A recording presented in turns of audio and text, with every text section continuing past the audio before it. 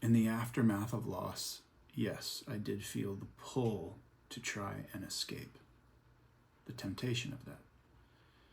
So in this video, we're going to talk about why that happened, how it showed up, and where the Lord takes us from there.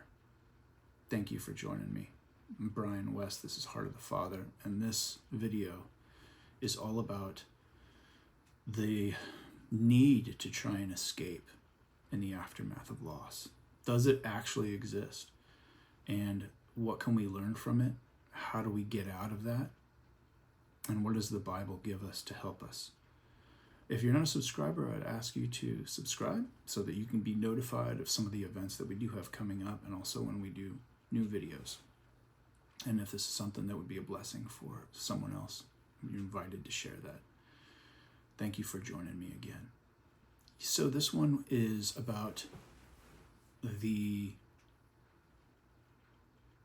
vulnerabilities that exist in the aftermath of loss and in grief and in mourning. In the aftermath of that trauma, we're extremely vulnerable, and it's a lot to deal with. I've talked before about seeing other families, other marriages not make it through. One of the causes of that was people needing to escape, finding ways to escape, and that having a tremendous impact on the relationships in their life. So what do we mean when we say this, the need to escape? It's actually, a lot of you can probably relate to this. It's simply being overwhelmed and overstimulated emotionally, and not in a good way, of course.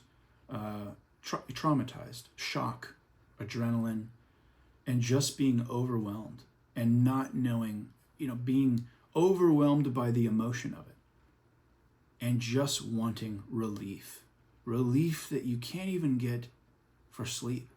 It just doesn't go away in many cases. And I don't want to project, so I'll just let you know this was something that I experienced. But from what I understand, it's a shared experience.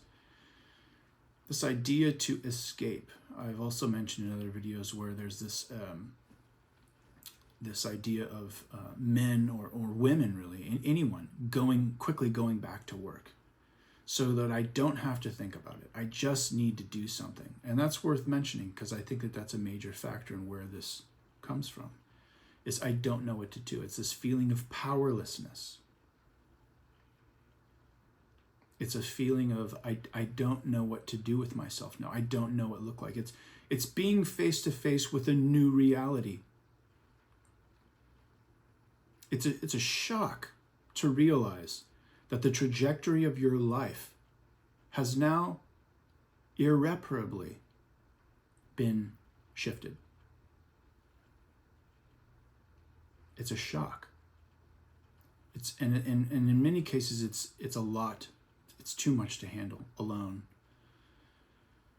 And so oftentimes people will be attracted to things that can mitigate, numb, or offer the promise of eliminating that shock, that overstimulation, that anxiety, that maybe even fear, that vulnerability of that transitional period.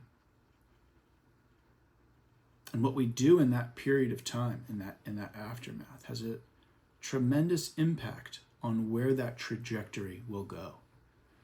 I had another video where I explained that I felt like I had a void in my heart. And I was talking with a pastor friend of mine in Austin, and he said, "Brian, fill that void with Jesus." And when he said that, I knew that was the only answer. I was struggling to understand what to fill the void with. The hole in my heart that was now there as a result of this new trajectory of life, this new reality.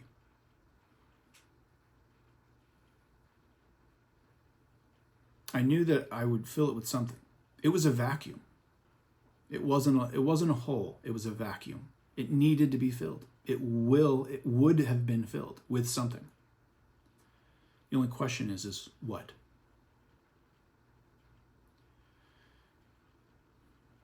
Now, it might have been, just emotional maturity or experience. I don't know. But I knew that there were a lot of things out there that could numb me. I knew that. There's all sorts of things, right?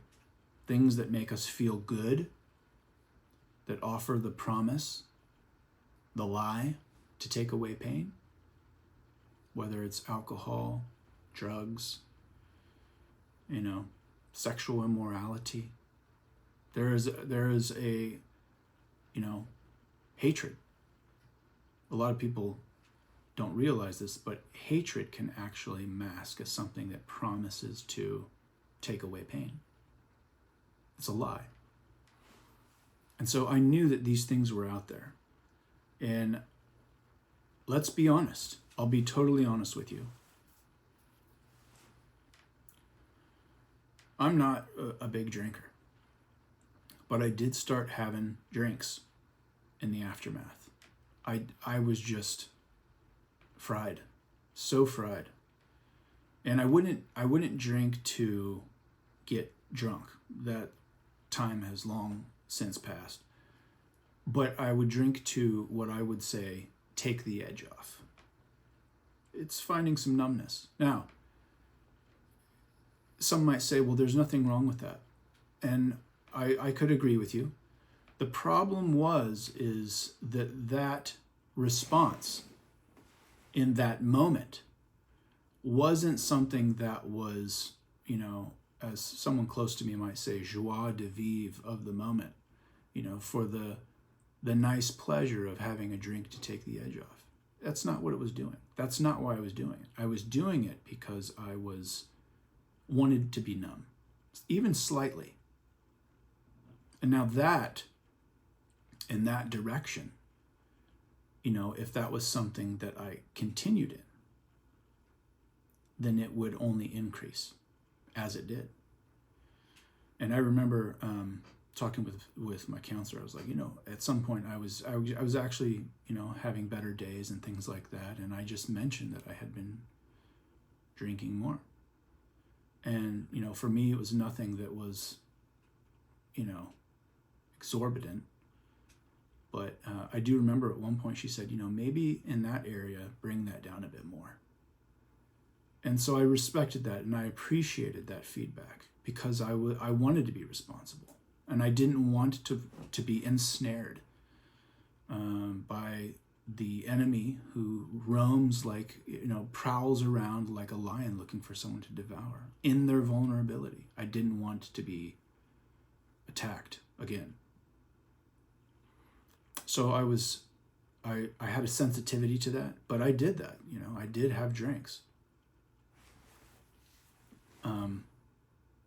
Again, I think each individual will know within themselves, based on their history, based on who they are, being able to assess what they're doing. I do remember also, being completely honest, the sleep thing, which I've said this before. I will make a video on sleep. But I couldn't sleep. I think my wife and I probably, for the first couple months, maybe few months after we lost our son, maybe slept an hour a night, maybe two. The rest of it was just trying to sleep, or not trying to sleep. And so at some point we realized that this was really having a mental effect on us, a very, detrimental mental effect on us. Losing sleep is not good. You start losing sleep, a lot of other things happen in short order. And so we needed to find ways to sleep. And so we started with, we used a couple different things. I started with some melatonin as a natural kind of sleep aid, which helped a little bit. And kind of at some point, I found myself being able to kind of wean myself off of that. we even tried these like little CBD gels, like the orange ones. I don't know if you've ever heard of those, but they don't use the THC. It's in orange gummies or whatever. Tried those for a while, which did help a bit.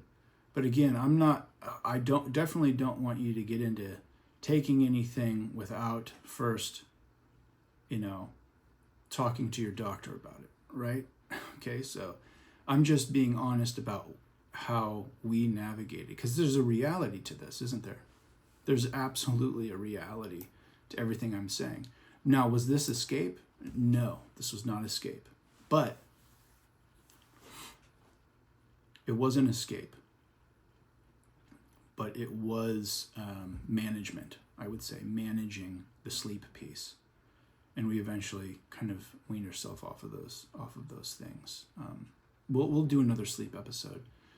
But what about me? What about the temptation to escape? I think that the work thing pulled at me quite a bit. I've said this before, but I had days where I didn't want to leave the room or get out of bed.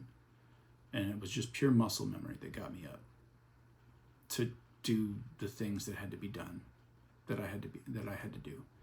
And then other days where all I wanted to do was leave. I just want to get out and work. I want to do something.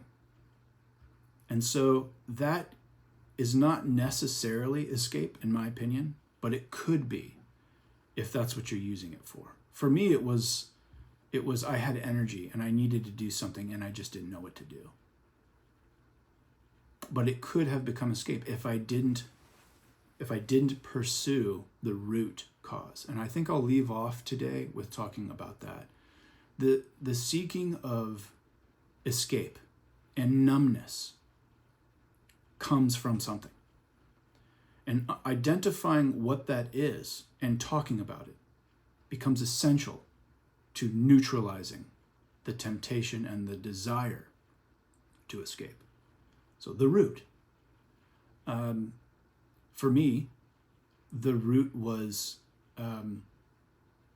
obviously the trauma of the event. It was sadness, terrible sorrow, being completely powerless to do anything, complete lack of control, a lack of hope. I had a feeling of hopelessness and despair about the future. And so in a previous video, I talked about a counselor, and the counselor helped me figure out the root. That is what happened there. As that became more regular and I was able to process all of those things in relation to the event and in relation to my life, I found that the pull towards escape diminished. The pull towards the desire to escape diminished. And so I would say the encouraging word here in this reflection is that the desire to numb, it's real. It's a real emotion. It's a real pull, but it's a facade. It's cover. And I didn't, for me, of course, I would have liked to have numbed the pain I was experiencing. And as you've heard, I probably did to a degree. But I knew that it was fake. I knew that it wasn't any kind of false sense of numbness was not peace. Numbness is not peace, because the numbness comes back. Or I should say, numbness is not peace, because the numbness eventually goes away, forcing you to have to find that false peace again, through drugs, through alcohol, through whatever it might be. Anger. So I didn't want that. That, to me, was not, for lack of a better word, it wasn't smart.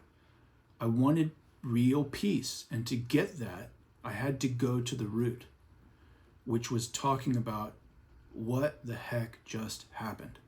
And all of the different complexities of life that I now had to deal with. And that is why I would point back to the counselor video on this. And as I was able to do that, I did find that the desire to escape began to diminish over time. So I think that the desire to escape a situation of trauma, you could say that it fits into this instinctual fight or flight response.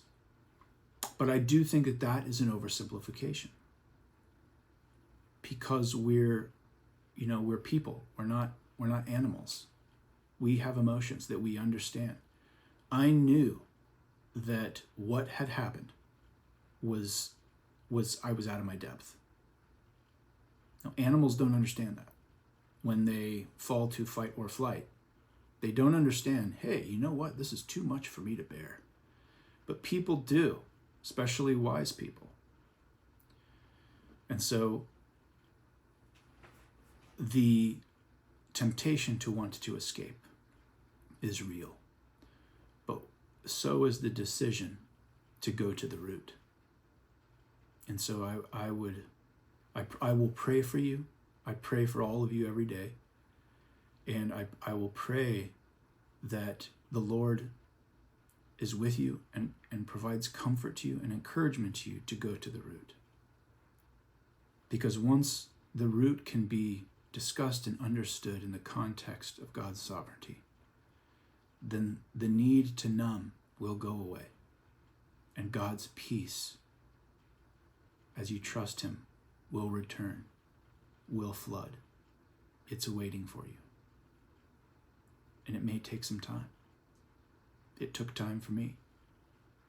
I would say the time from when we experienced our loss to the time when I could sleep a full night and not be having drinks every evening and not having any sleep aids was probably about 6 months. 7 months, maybe 7 or 8, but definitely under a year. And it was, I'll be honest with you, I just finished with this thought. When the moment came for me to say, it's time to reduce this, it's time to stop taking this, it was a little scary.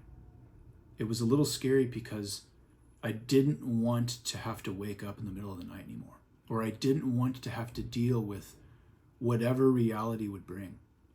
It was a little scary to stop taking that stuff, to help me sleep, to help me, take the edge off. And so I just want to encourage you with that, and I'll be praying for you. I hope this was a blessing to you. The Lord is near the brokenhearted, and he saves those crushed in spirit. God bless you. I'll see you in the next video.